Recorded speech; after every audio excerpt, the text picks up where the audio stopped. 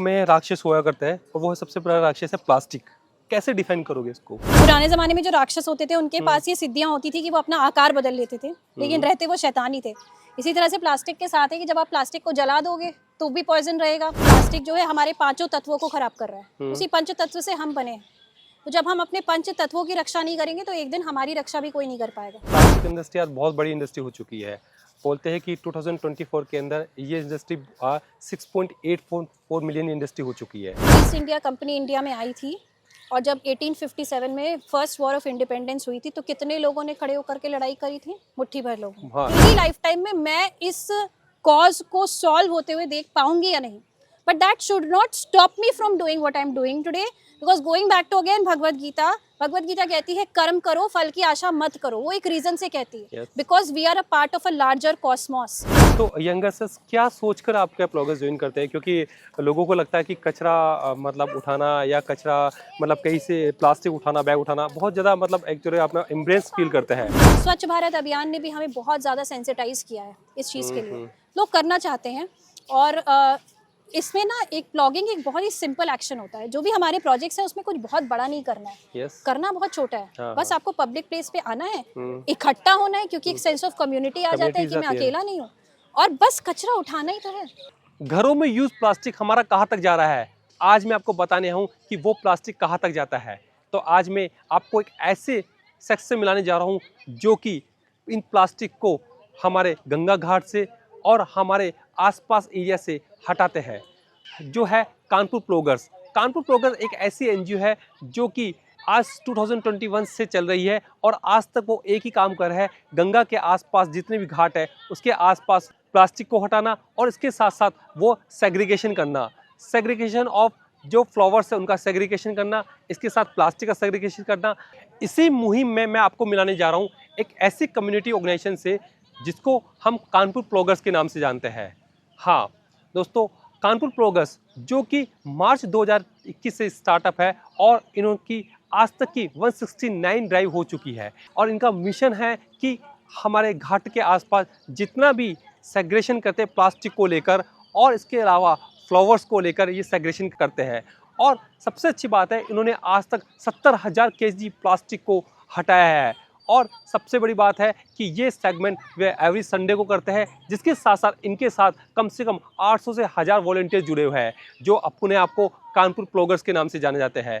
और कानपुर प्लॉगर्स में हम देखते हैं कि वो हर संडे को एक गंगा घाट पे आते हैं और इसके साथ साथ वो जितना भी आसपास प्लास्टिक होता है उस प्लास्टिक को वो वहाँ से हटाते हैं और वो सेग्रेशन करते हैं डिफरेंट प्लास्टिक का। जो हम घरों में यूज़ कर रहे प्लास्टिक, वही प्लास्टिक आज यहाँ तक पहुँचता है। दोस्तों, मैं आपको बताना चाहता हूँ ये प्लास्टिक हमारे घर से निकलकर कहाँ तक पहुँचता है। आप देख रहे हो कि ये प्लास्टिक कहीं न कहीं पे हमारे एनवायरनमेंट को पोल्यूटेंट कर रहा है और इसके साथ साथ कहीं न कहीं हमारी हेल्थ को भी इफ़ेक्ट कर रहा है।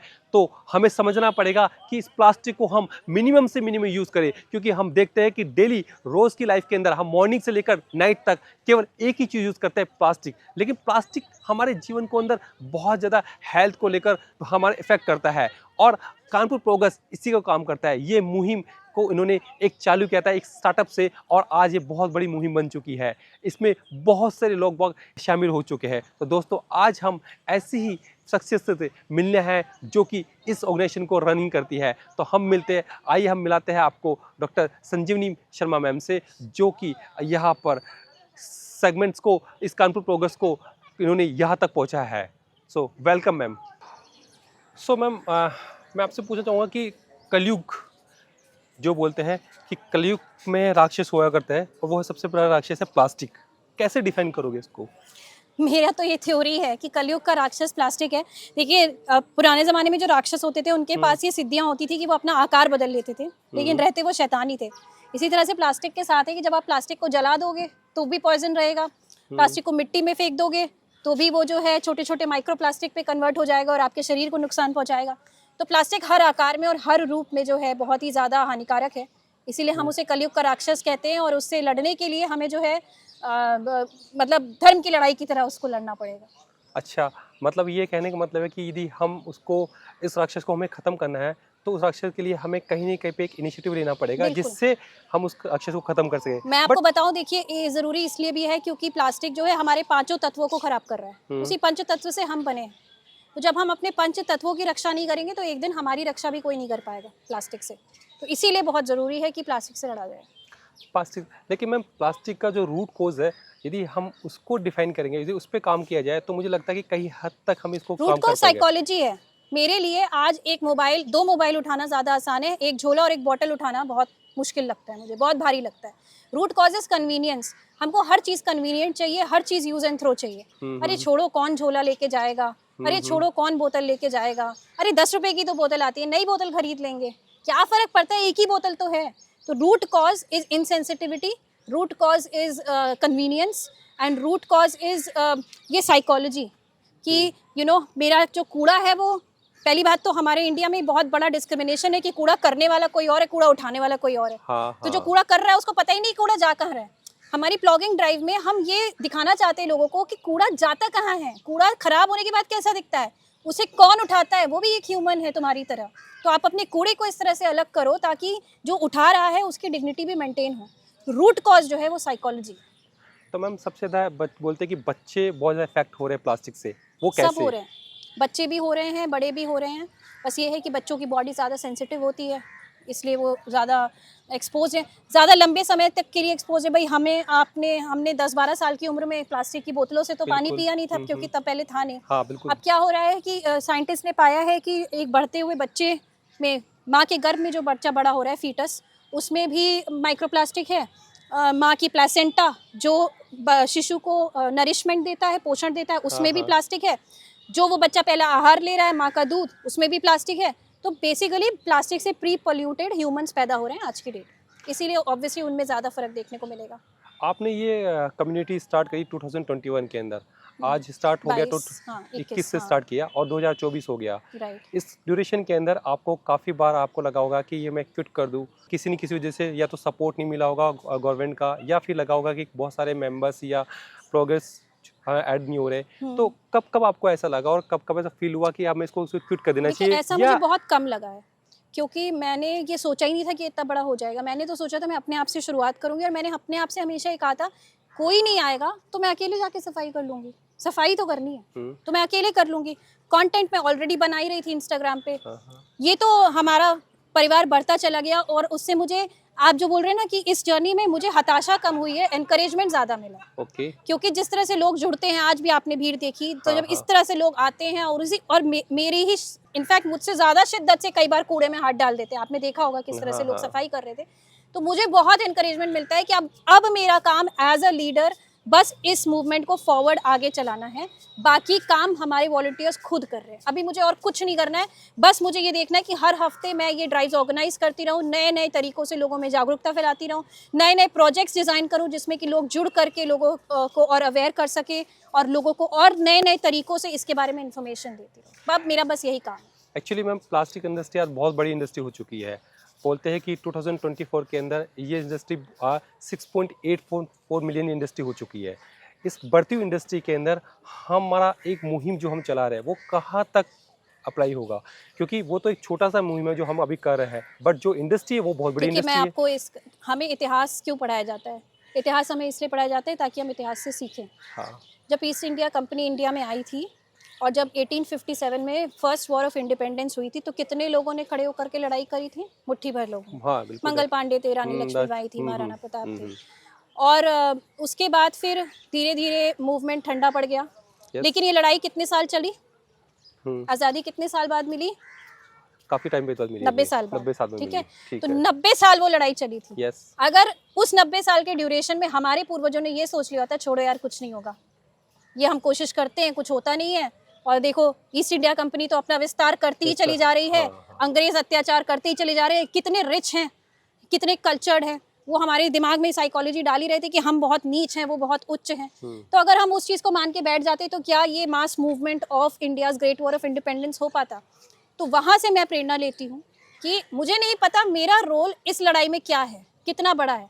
मुझे ये भी नहीं पता कि मेरी लाइफ टाइम में मैं इस कॉज को सॉल्व होते हुए देख पाऊंगी या नहीं, but that should not stop me from doing what I'm doing today, because going back to again भगवत गीता कहती है कर्म करो फल की आशा मत करो। वो एक रीजन से कहती है, Yes. Because we are a part of a larger cosmos. हम सब छोटे छोटे पुर्जों की तरह है, हम अपना काम अच्छे से करते रहें, इस चीज की अपेक्षा ना करें कि दूसरा ढंग से कर रहा है या नहीं, और इस चीज की भी नहीं कि जो मैं कर रही हूँ उसका कोई रिजल्ट आएगा या नहीं। ठीक है, तो जब हम इस तरीके से काम करते हैं तो फिर हमें हताशा तो कोई सवाल ही नहीं उठता है, क्योंकि हमारे दिमाग में रिजल्ट को लेकर के कोई उम्मीद है ही नहीं। हम अपना काम कर रहे हैं, हम अपनी लड़ाई कर रहे हैं। आप बनाते रहो प्लास्टिक, हम लड़ते रहेंगे, हमें कोई प्रॉब्लम नहीं है।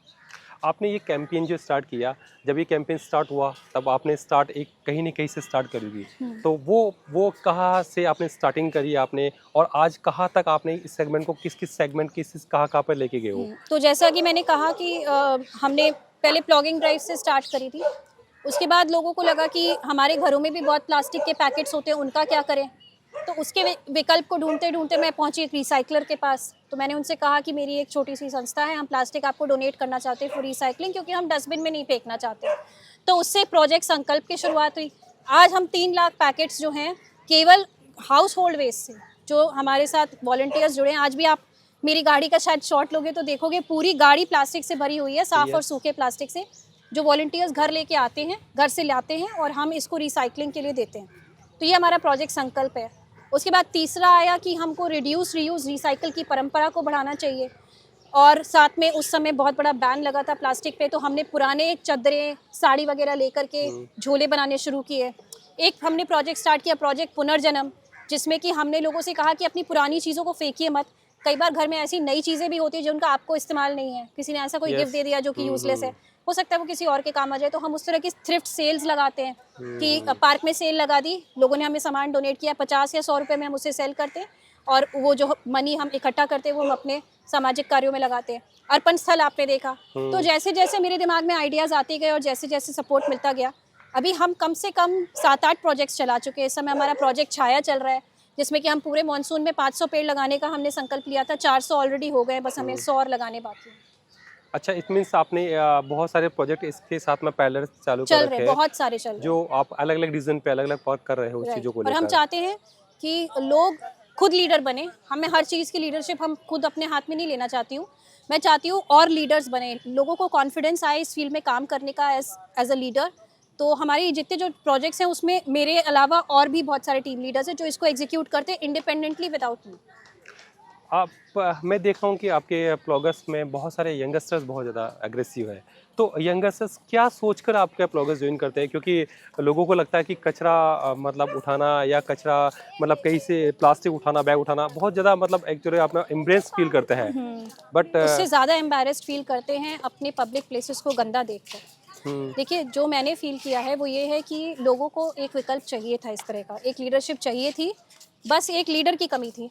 जिस तरह से लोग हमारे साथ जुड़ते हैं, जिस स्पीड से जुड़ रहे हैं और जिस शिद्दत से काम करते हैं, इससे एक यही चीज़ प्रूव होती है, लोग काम करना चाहते थे। लोगों को ख़राब लगता है कि इंडिया के बारे में कोई हमेशा क्यों कहता है कि हर समय कचरा फैला रहता है, जहाँ देखो वहाँ कचरा रहता है। स्वच्छ भारत अभियान ने भी हमें बहुत ज़्यादा सेंसिटाइज़ किया है इस चीज़ के लिए। लोग करना चाहते हैं, और इसमें ना एक ब्लॉगिंग एक बहुत ही सिंपल एक्शन होता है। जो भी हमारे प्रोजेक्ट्स हैं उसमें कुछ बहुत बड़ा नहीं करना है, करना बहुत छोटा है। बस आपको पब्लिक प्लेस पे आना है, इकट्ठा होना है, क्योंकि एक सेंस ऑफ कम्युनिटी आ जाता है कि मैं अकेला नहीं हूँ, और बस कचरा उठाना ही तो है। तो लोगों को लगता है कि बस इतना छोटा सा सिंपल एक्ट मैं हफ्ते में 1 घंटे कर लूँ तो एक सेंस ऑफ गुडनेस भी आती है कि हाँ मैंने कुछ तो किया, कोई तो फर्क पड़ा। अब आप देख रहे होंगे कि घाट पे कितना ज्यादा साफ लग रहा था। बिल्कुल बिल्कुल। तो वो जो इम्पैक्ट लोग देखते हैं तो उससे भी बहुत फर्क पड़ता है। वो अपने आप में एक साइक्लिक तरीके से एक मोटिवेशन फैक्टर हो जाता है लोगों के लिए। लेकिन आपने बोला ये जितना सिंपल लग रहा है, आपने बोला कि बस हमें एक संडे को आना है और 1 घंटे एक जगह आना है और हमें बस केवल उसको प्लगिंग का मतलब उसको कचरे को उठाना है, बट इतना ही सिंपल होता तो आज इतनी यंग जनरेशन है वो प्लास्टिक के बारे में फिर अवेयर क्यों नहीं है। हर आप देखिए छोटे से हम मेरी शॉपकीपर के पास भी जाते हैं है ना, उससे 10 रुपीज़ का हमने कोई परचेज भी किया तो 10 रुपये के बाद हमें एक प्लास्टिक का बैग देता है, और वही प्लास्टिक का बैग हम घर लेके आते हैं। तो हम क्यों लेते हैं? वो क्या हमें जहर देगा तो हम लेके जाएंगे? नहीं वो मेरा जहर दे सवाल रहा है ये ना, है। वो जहर दे रहा है हमें, तो हम जहर एक्सेप्ट कर रहे हैं ना उसको, यदि इतना होता है वही तो accept हो रहा। जागरूकता फैलानी तो है। यही मैं मैं यही लोगों चीज से कह ये रहा हूँ, कहती हूँ क्या सोशल मीडिया या एजुकेशन, स्कूल से एजुकेशन को लेकर मैं बात करना चाहूँगा, मैं बात करना चाहूँगा पॉलिटिकल लीडर्स को लेकर बात करना, जो आज हम बात कर रहे हैं, तो ये अवेयरनेस क्या इस तरीके से हम इसको अवेयर कर इट इज किया जा मल्टी सकता है? फैक्टोरियल। जब इतनी बड़ी जटिल समस्याओं से लड़ना होता है तो उसका कोई सिंगल मोड ऑफ सोल्यूशन नहीं हो सकता है, उसको चारों तरफ से घेर करके हमें प्रॉब्लम से लड़ना होता है। तो सरकार की पॉलिसीज, पुलिस क्या कर रही है, छापा क्यों नहीं मार रही है, ये मेरे कंट्रोल में नहीं है। हाँ जो मेरे कंट्रोल में है वो मैं कर रही हूँ। बिल्कुल। और यही मैं प्रेरणा वॉलंटियर्स को भी देती हूँ कि हाँ, हम लोगों को कभी कभी हताशा होती है कि बैन लगा था, बैन हट गया है, सब दिखाने के भर के लिए हाँ हो हाँ गया है। हाँ। मैं बस यही कहती हूँ कि जो हमारे कंट्रोल में है चलो वो करते हैं। और जिस तरह से परिवार बढ़ रहा है, हमें कम से कम यही एक स्टैटिस्टिकल प्रूफ मिल जाता है कि चलो लोग जुड़ रहे हैं, इसका मतलब इतने लोग कम प्लास्टिक यूज़ कर रहे होंगे, सोच तो रहे होंगे कम प्लास्टिक यूज़ करने के लिए। तो हमने तो वो बीज तो डाल दिया, अब वो बीज का पेड़ कब बनेगा हमें उससे अभी मतलब नहीं है फिलहाल।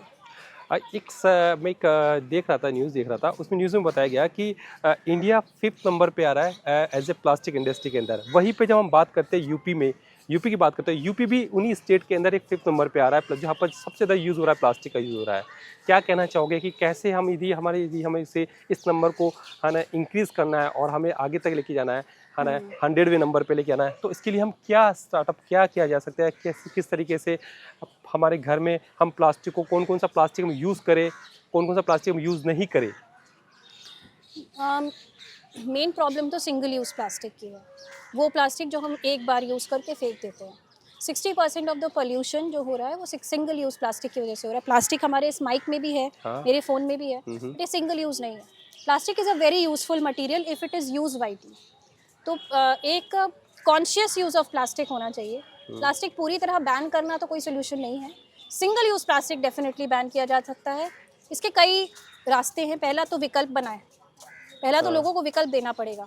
उसके बाद फिर दूसरा, strong government policies against the production and use of single use plastic. thirdly, intolerance of people towards use manufacture of plastic. Why? Because it is affecting their lives, it is affecting their bodies, it is affecting their health. तो जब वो एक चेतना जागेगी कि सरकार ऐसी चीज़ बनाई क्यों रही है जिससे मेरा नुकसान हो रहा है, तो आप जब वोट दे रहे हैं तो आप इस क्वेश्चन पे दें कि आप क्या कर रहे हैं पर्यावरण के लिए। आप अपने प्रत्याशी से पूछें कि पर्यावरण के लिए आप क्या कर रहे हैं, क्लाइमेट चेंज के लिए आप क्या कर रहे हैं, प्लास्टिक पोल्यूशन के लिए आप क्या कर रहे हैं, क्या है आपके मैनिफेस्टो में पॉलिसीज़। तो जब ये एक इलेक्शन का मुद्दा बनेगा तो लोग इसके बारे में ज़्यादा सोचेंगे, ऐसा मेरा सोचना है। मैं बात करता हूँ आज क्लाइमेट की। आज हम देख रहे हैं कि क्लाइमेट बहुत ज़्यादा डिस्टर्बेंस हो चुका है, नेचर से हम खिलवाड़ कर रहे हैं। क्या ये कहीं न कहीं पे प्लास्टिक का बहुत बड़ा रोल है इस नेचर को डिस्टर्ब करने का? जैसा कि आपने भी कहा कि सुबह से लेकर रात तक हम कितना ज़्यादा प्लास्टिक यूज़ करते हैं। हाँ। So I think the most polluting activity that we do in our day to day lives is perhaps the use of single use plastic. बाकी चीज़ों का कार्बन एमिशन, अब जैसे गर्मियां हैं तो अभी एसी चल रहा है, सर्दियों में नहीं चलेगा, हाँ, है ना। definitely। बहुत ज़्यादा ट्रांसपोर्टेशन जो लोग नहीं करते हैं वो डेली बेसिस पे बहुत ज़्यादा धुआं भी नहीं निकाल रहे हैं। हाँ। एक चीज़ जो हम सब कर रहे हैं commonly across all economic strata, across all age groups, across all states, across all countries is daily use of single use plastic, क्योंकि हर चीज़ उसी में पैकेज होके उसी में पैकेज होती है। तो डेफिनेटली इसका बहुत बड़ा रोल है। और सबसे बड़ी बात, लोगों को यही नहीं पता है, जब मैं अवेयरनेस टॉक्स देने जाती हूँ, कि उन्हें यही नहीं पता है प्लास्टिक बनता किससे। यस। प्लास्टिक बनता है फॉसिल फ्यूल से। हाँ। और फॉसिल फ्यूल इंडस्ट्री, सबको पता है आज की डेट में कि क्लाइमेट चेंज की नंबर 1 कॉज जो ग्लोबल वार्मिंग हो रही है वो फॉसिल फ्यूल इंडस्ट्री है। फॉसिल फ्यूल इंडस्ट्री वाले चाहते ही नहीं है प्लास्टिक बनना बंद हो, क्योंकि उनका रॉ मटेरियल बिकना बंद हो जाए। रॉ मटेरियल जो पेट्रोल बना रहे हैं और साथ में पेट्रोकेमिकल प्रोडक्ट्स निकल रहे हैं वो बिकने बंद हो जाए। They want to create an artificial demand, they don't care about the environment, they don't care about your and my life. What they care about is profit and money. So they want कि निकलते रहे धरती के गर्भ से, वो petrol निकालते रहे, पेट्रोकेमिकल प्रोडक्ट्स बनाते रहे जो वेस्ट प्रोडक्ट होते हैं, बाई प्रोडक्ट्स, और फिर उससे प्लास्टिक बनता रहे। तो एक बहुत ही विशेष सर्कल है जिसमें पैसे का और पावर का बहुत बड़ा रोल है। इसीलिए हम लोगों को बहुत ज़्यादा इसमें एकजुट होकर के लड़ना पड़ेगा। Again taking lesson from great war of independence of India, जब बड़े दैत्य से लड़ना होता है तो फिर छोटे लोगों को बहुत जुड़ के रहना पड़ता है। डेफिनेटली आपकी बात से मैं एग्री हूँ। मैं पूछूंगा मैम, अभी जो आपकी जो ये ड्राइव है, ये कौन सी ड्राइव है? क्योंकि आपको 2021 से आपने आज क्या हमारा शायद मेरे ख्याल से लगभग 170 हफ्ते कंप्लीट होने वाले हैं हमारे। 170। शायद, मेरे को याद नहीं है और क्लियरली। कितना हजार प्लास्टिक आपने यहाँ से रिमूव किया है? हमने अब तक गंगा घाटों से 1,20,000 किलो प्लास्टिक तो निकाला ही है। जैसे कि आपने देखा कि प्लास्टिक चला जाता है रिसाइकल होने के लिए, रिसाइकल में। बाकी मटेरियल चला जाता है, जो कंपोस्ट हो सकता है कंपोस्ट होता है, बाकी लैंडफिल में जाता है। तो 1,20,000 किलो अभी हो गया। तो मैम अभी आपने जो सेगमेंट चालू कर रखा है वो एक कानपुर एक में एरिया में कर रखा है, क्या ये अदर मतलब आप मान के चलिए अदर स्टेट में भी कोई इंस्पिरेशन मिली है इस चीज़ को लेकर कि हाँ, यहाँ बहुत से सारे लोगों? ग्रुप्स हैं। पुणे प्लॉगर्स है, गोरखपुर प्लॉगर्स है, लखनऊ में गो फॉर गोमती है। बहुत सारे ग्रुप्स हैं। अब तो हर सिटी में छोटे छोटे ऐसे ग्रुप्स इकट्ठा हो रहे हैं और बहुत अच्छी बात है ये। सोशल मीडिया का ये बहुत अच्छा गुड इफेक्ट जो है लोगों में देखने को मिल रहा है कि लोग इंस्पायर होते हैं और इस तरह से स्टार्ट करते हैं। मैं भी सोशल मीडिया से ही इंस्पायर होकर के स्टार्ट किया था। यस। और इसको बहुत इंकरेजमेंट मिलना चाहिए और हमें एज वॉल्टियर्स जा कर के उन लीडर्स को सपोर्ट करना चाहिए, क्योंकि उससे उन लीडर्स का कॉन्फिडेंस बढ़ता है। और ऐसे ही छोटे छोटे जब स्पोरेडिक मूवमेंट स्टार्ट होंगे तो फिर यही एक बड़े मूवमेंट का जो है विकराल रूप लेते हैं। गवर्नमेंट का क्या सपोर्ट है आपके इस सेगमेंट में? कानपुर नगर निगम मुझे डे 1 से सपोर्ट कर रहा है। ओके। हमारा MOU साइन है और एक भी हमारी प्लॉगिंग ड्राइव ऐसी नहीं हुई है जिसमें कि नगर निगम का ट्रक ना आए, और जबकि ये संडे मॉर्निंग को होता है। The workers are not suppose to be working that time, but they specially come. अब तो हमारी ड्राइवर से भी बहुत अच्छी जान पहचान है। आपने देखा कि ड्राइवर खुद उतर के सफाई करा रहा था। बहुत सपोर्ट है हर लेवल से, एवरी लेवल ऑफ कानपुर नगर निगम हमें सपोर्ट है, कमिश्नर से लेकर के छोटे कर्मचारी तक। ओके, तो गवर्नमेंट का सपोर्ट एज ए फाइनेंस भी रहता है या नहीं, फाइनेंशियल सपोर्ट नहीं, लेकिन आप देखिए अगर ट्रक आ रहा है Yes. तो हमारा कितना पैसा बच रहा है ना। हम जो कूड़ा इकट्ठा करते हैं, अगर हम ट्रैक्टर रेंट कराते तो कितना खर्चा होता है। कई बार हमें जब बहुत बड़े भू विसर्जन करने होते हैं दिवाली के बाद, जब मूर्तियाँ आती हैं, तो हम JCB सपोर्ट ले लेते हैं उनसे। कोई फाइनेंशियल सपोर्ट नहीं है, financially we are all funded by self funding है। छोटे छोटे हमें डोनेशंस आते हैं, हम उसी से अपने आप को सस्टेन करते हैं। मैम देख रहा जैसे अभी गणेश चतुर्थी आने वाला है, तो लोग बाग गणेश चतुर्थी पे गणेश जी की मूर्तियाँ बहुत विसर्जन करते हैं, तो आप उनको कैसे अवेयर करना चाहोगे? क्योंकि लोगों को यदि हमें ये पता लग जाएगा कि वो ही मूर्तियाँ जब जाती है उनका कलर्स वो केमिकल है ना उसी गंगा में जाता है और वो केमिकल हमारे लिए बहुत ही गणेश डेंजरस है। विसर्जन के बारे में तो अवेयरनेस ऑलरेडी काफ़ी है। हम लोगों को ये एनकरेज करते हैं कि आप घाट तक मत आओ, आप अपने घर के आसपास कोई गड्ढा खोद लो या अपने घर में एक पानी की बड़ी बाल्टी लेकर के गणेश जी का विसर्जन कर लो, भले ही उसमें थोड़ा गंगा जल डाल दो। हम ये चाहते हैं कि गंगा घाटों को डंपिंग ग्राउंड ना बनाया जाए। इस बारे में हम बहुत काम करते हैं। जैसे रुद्राभिषेक भी है, तो रुद्राभिषेक का जो फ्लावर वेस्ट है, हम लोगों से कहते हैं बड़ा गमला ले लो सीमेंट का, उसी में डालो, उसी को मिट्टी से दबा दो, आपके घर में कंपोस्ट बनेगी। आपके घर के पौधे उस रुद्राभिषेक के फूलों की खाद से ग्रो करेंगे। इससे अच्छी कृपा क्या बनी रह सकती है आपके आंगन में महादेव की। तो इसी तरह से हम छोटे छोटे चीज़ें करते हैं। अपने कूड़े की जिम्मेदारी आप खुद लीजिए, स्पेशली ऑर्गेनिक कूड़े की, वेट वेस्ट की, कि आप उसको घाट तक आने ही मत दीजिए। अब मैं देख रहा हूँ कि घाट के आसपास बहुत सारे मैगी पॉइंट बने हुए हैं, है ना, और मैगी पॉइंट पे लोग बाग जब आते हैं तो मैगी वहाँ पर मैगी भी खाते हैं, और इसके अलावा बहुत सारे लोग बाग वहाँ पर पान, तंबाकू एंड सिगरेट्स बहुत ज़्यादा यूज़ करते हैं। तो वो जो एरिया है वो तो एक्चुअली वहाँ पर जो बैग्स है प्लास्टिक, जो मैगी के जो बैग्स है, वो बैग्स तो वहीं पे रहते होंगे, तो उनका किस तरीके से आप हमारे साथ कुछ मैगी पॉइंट्स के लोग जुड़े हैं जो कि अपना प्लास्टिक इकट्ठा करते हैं। अभी भी कुछ वॉलंटियर्स गए होंगे, मैगी पॉइंट से प्लास्टिक लेके आएंगे। हम उन्हें जागरूक करने की कोशिश करते हैं, लेकिन इस मैगी पॉइंट की कुछ टेक्निकल प्रॉब्लम्स हैं कि ये कानपुर की सीमा के बाहर आता है, नगर निगम के अंडर नहीं आता है, ये पंचायत ऑफिस के अंडर आता है।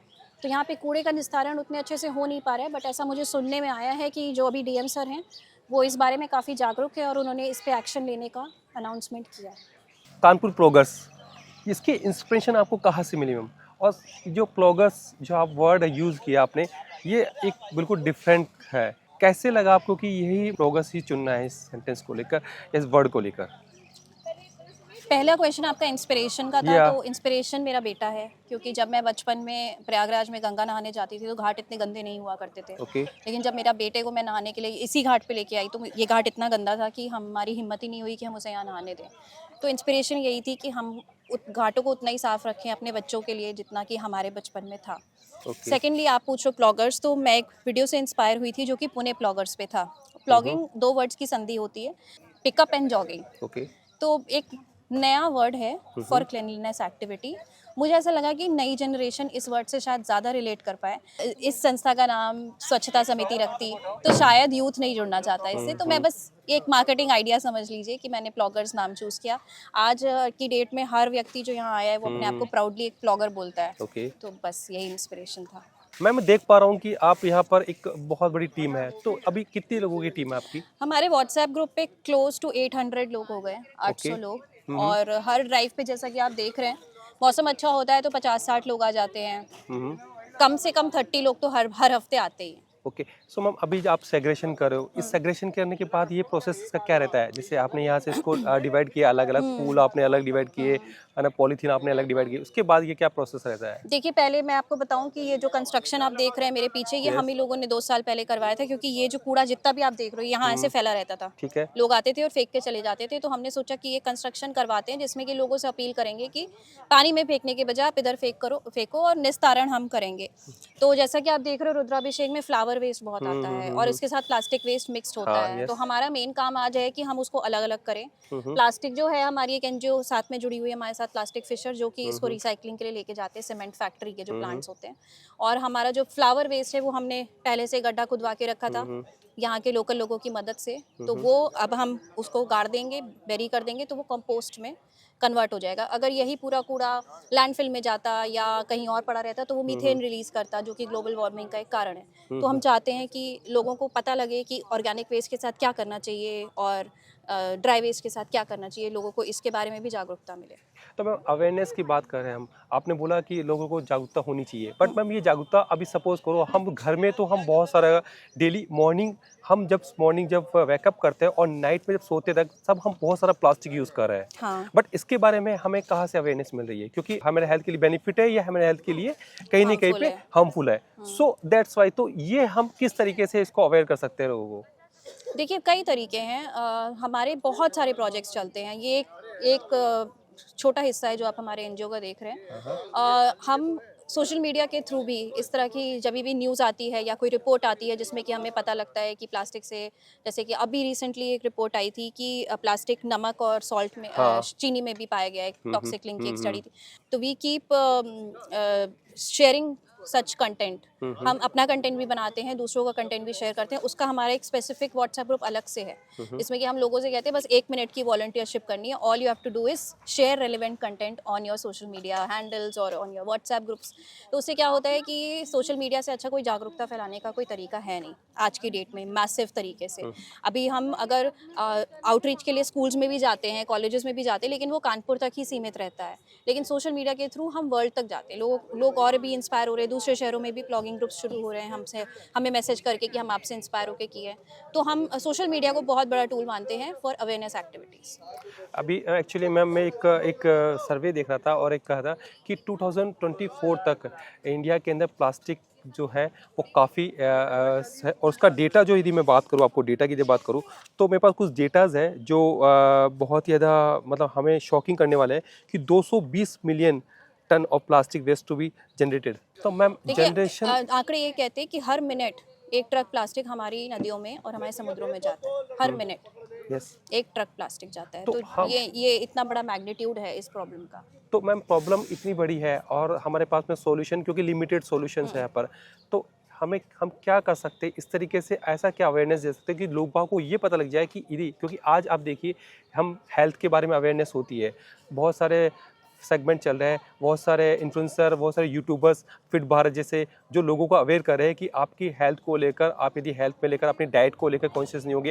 अगर आपने क्रिएटर्स अवार्ड देखे होंगे तो उसमें भी एक सस्टेनेबिलिटी इन्फ्लुएंसर को अवार्ड मिला था। हमारी पूरी एक कम्युनिटी है जिसमें कि हम सस्टेनेबिलिटी पे वीडियोस बनाते हैं। इंडिया में भी बहुत सारे ऐसे ब्लॉगर्स और यूट्यूबर्स हैं जो कि इस पे जागरूकता फैला रहे हैं।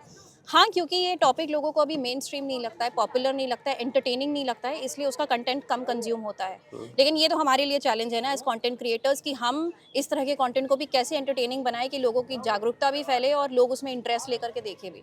नहीं, जैसे मैम आज हेल्थ को लेकर इंटरेस्टेड है लोगों का, आज जैसे देखिए, वीडियोस आते हैं, लोग तभी इंटरेस्टेड होंगे जब हमारा जो मेन कंटेंट स्ट्रैटेजी होता है वो यही होता है कि हम प्लास्टिक को हेल्थ से जोड़ें। क्योंकि माइक्रो प्लास्टिक आज दिमाग से लेकर के ह्यूमन फीटस से लेकर के ह्यूमन ब्रेस्ट मिल्क में भी पाया गया है, and it is predisposing bodies to cancer. So what we try to do is we link plastic pollution with health of people. We don't say कि पर्यावरण बचाओ, वी से अपने आप को बचाओ प्लास्टिक से। यस। तो ये जो जागरूकता है ये धीरे धीरे आएगी हर चीज़ को। आप देखिए हेल्थ की तरफ लोगों की जागरूकता कब बढ़ी, जब इतना मैसिव एक चीज़ आई कोविड जैसी, जिसमें लोगों को मजबूर किया कि भाई अपनी इम्यूनिटी का ध्यान रखना चाहिए। तब लोगों को लगा कि नहीं नहीं हमें करना चाहिए कुछ, और तब लोग जागरूक हुए। ऐसे ही धीरे धीरे मास मूवमेंट इसकी तरफ भी आएगा। शायद कोई आगे रिसर्च आए, शायद कुछ और ऐसी चौंकाने वाली फाइंडिंग्स आए प्लास्टिक से, जिससे कि लोगों का ध्यान इसकी तरफ आकर्षित हो। और मैं ये कहूँगी कि डेली बेसिस पे हमको डीएम्स आते हैं, मैसेजेस आते हैं कि हमारे वीडियोस देख करके लोगों ने प्लास्टिक यूज़ करना कम कर दिया है, या प्लास्टिक बॉटल्स कैरी करना बंद कर दिया, खरीदना बंद कर दिया। तो चेंज आ रहा है, लेकिन स्लोली आ रहा है, और लोगों को दिखाई कम देता है, इसलिए लोगों को लगता है कि कोई फ़र्क नहीं पड़ रहा, बट फ़र्क बहुत ज़्यादा पड़ रहा है। बिजनेसेस अब सोचने लग गए हैं कि हम किस तरह की पैकेजिंग करें कि लोगों को इको फ्रेंडली लगे। तो अब ये सब प्रेशर जो है बहुत ज़्यादा बिल्डअप हो रहा है, और जितना हम लोग इसके बारे में बात करेंगे, जितना मास मूवमेंट बनाएंगे, उतना ज़्यादा इस पे असर आएगा। लेकिन हम इंडस्ट्री की बात की जाए तो आज प्लास्टिक इंडस्ट्री में 30,000 इंडस्ट्रीज आज भी है, एग्जिस्टिंग है ना। इतना बड़ा ह्यूज इंडस्ट्री है। गवर्नमेंट कहीं ना कहीं पे इन इंडस्ट्री को रोक नहीं रही है, क्योंकि डे बाई डे एक नई इंडस्ट्री खुलती है। और ये तो वो इंडस्ट्रीज है जो हम जिनको नॉन जानते हैं, बट लोकल इंडस्ट्री भी बहुत सारी प्लास्टिक में जो कि डेली प्लास्टिक बना रही है। तो इसको कैसे हम या तो हम गवर्नमेंट की हेल्प लेके या अवेयरनेस करके किस हम तरीके से लोग इसको कब, प्रोटेस्ट क्योंकि करते हैं, हमारे जितने भी हम ऑफिसर्स को अपना वो देते हैं। सी वी हैव टू टेल हमें इसे इलेक्शन का मुद्दा बनाना पड़ेगा ना, हमें इसे मुद्दा बनाना पड़ेगा ताकि पॉलिटिशियंस को या पॉलिसी मेकर्स को पता लगे कि लोगों को इससे फ़र्क पड़ रहा है और इसके बारे में सोचना चाहिए। ये बात आपकी सही है कि प्लास्टिक मैन्युफैक्चरिंग सैंक्शन भी हो रही है, ये टोबैको इंडस्ट्री की तरह है। जैसे कल मैं मूवी देखने गई थी तो कैंसर टोबैको से कर्क रोग होता है, वो भी वीडियो चल रहा है, और साथ में टोबैको इंडस्ट्री भी चल रही। लेकिन उस एड को देख करके भी तो लोगों ने सिगरेट पीना छोड़ा होगा ना, ठीक है, और साथ में टोबैको इंडस्ट्री फ्लरिश भी कर रही है, ये भी एक सत्य है। देखिए अगर आपने भगवत गीता पढ़ी हो तो आप ये जानते होंगे कि गुड और ईवल जो है ना अगल बगल चलता है, ठीक है। इस समय ईवल काफी फोर्स में है कलयुग की वजह से, हमें गुड को भी उसी धर्म की लड़ाई की तरह बहुत ज्यादा स्ट्रॉन्ग तरीके से लड़ना पड़ेगा। क्या होता है ना, अच्छे लोग शराफत में शांत हो जाते हैं और छोटे पड़ जाते हैं in terms of amplitude of voice compare to evil people. अब जो प्लास्टिक इंडस्ट्री है उसमें बहुत ज़्यादा पैसा लगता है, तो इसीलिए हम चाहते हैं कि हमारी जो कम्युनिटी है वो बड़ी हो इन द सेंस कि सोशल मीडिया पे भी आवाज़ उठाए और यहाँ पर भी ऑन ग्राउंड एक्शन भी करे। जब आदमी इस तरह की गंदगी देखता है तो उसके अंदर रोष बढ़ता है कि मेरी गंगा गंदी हो रही है प्लास्टिक से, what is the government doing about it. हम इस तरह के वीडियोस लोगों को शेयर करते हैं। As I said the change is going to be very very slow. जैसे किसी भी बड़े चेंज को लाने के लिए जो है समय लगता है। yes, yes. तो हमारे पास पूरा पेशेंस है, पूरी लाइफ टाइम है, हम इसी में काम करते रहेंगे।